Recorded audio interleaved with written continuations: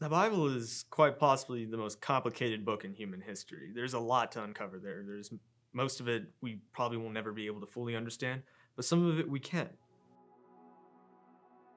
At a classical Christian school where we're really trying to teach our kids to think biblically, to think Christianly, we have we put the Bible at the center of everything that these kids are studying, these students are studying. So if we're coming at it from that angle and we're asking them to analyze all of the disciplines from that central assumption, then they've got to know what's in that book. Here at Veritas, we commonly have seminars all the time, really. Usually, the seminar is based around a certain passage in the Bible that we have either read previously or are currently reading, uh, at which we talk about and analyze it as a group.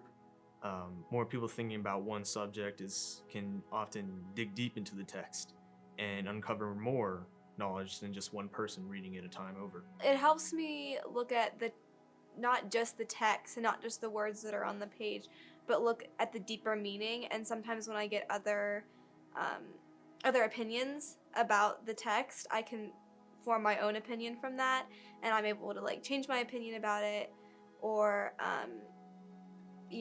be more solid on my opinion that I have, but just know how I feel about that text and how I want it to apply to my life.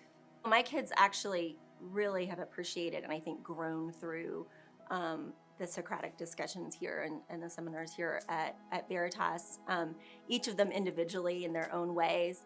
I think in an age and in a time when when most people just scream their opinion instantly, it is so refreshing to know that we're training our students here at Veritas how to not only consider an opinion, sit with it for a minute, chew on it, but then teaching them how to have evidence to back up what that opinion is.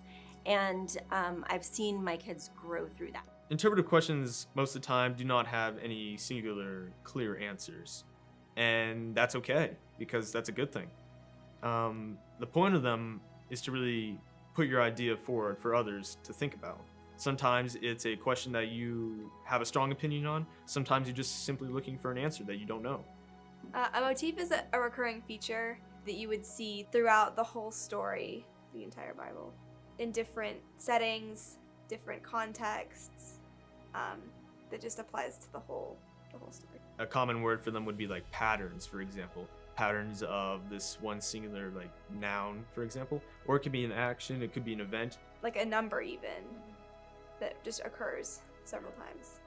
Anything that has repetition to it, anything that has some sort of deeper meaning, even though it seems very obvious that it has a simple meaning, but appears over and over and over again, that's like the author's way of telling you this is important, this has something to it. It's important because it helps you connect different stories together.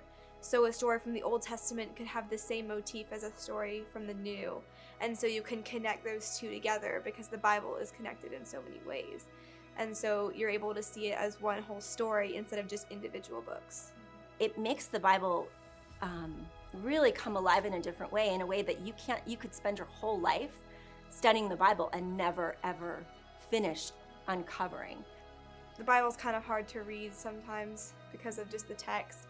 So you're able to maybe look up words that you don't know, or are able to understand it better when you look deeper into it than just the words. Annotating helps me understand the Bible more by not just looking at the text, but looking deeper into it. By underlining things, I'm able to really understand what's going on and what was going on in that time, the history behind it, facts, setting, characters, plot, and you can do that for narrative or poetry. Getting to understand the whole picture and the big picture of the Bible is something that I think is fairly priceless. If a student can begin in that place and spend his or her whole life being able to read the Bible and mine the rich depths of it in that way, oh my gosh, what a different kind of life you'd be able to lead.